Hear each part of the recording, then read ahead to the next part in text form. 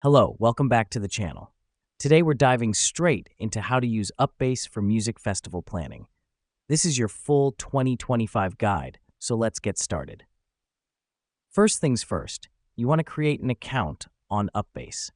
It's as simple as visiting their website and clicking on the Sign Up button.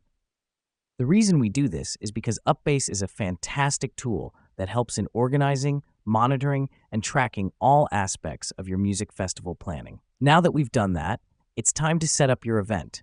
You'll find a Create Event button on your dashboard. Click it and fill in your festival details. This includes the name, date, and venue for your festival. This helps us because it allows UPBASE to organize all relevant information in one place, making it easier to manage as we move forward. Next up, we need to add our team members. By navigating to the Team section, you can add everyone involved in the planning process. It's important to include everyone from the stage manager to the ticket sellers.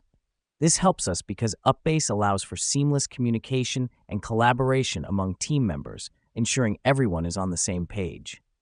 Now, let's move on to scheduling. Under the Schedule tab, you can input all the various activities and performances occurring at your festival. Here's what's happening behind the scenes. UPBASE is automatically organizing these into a clear, easy-to-follow timeline.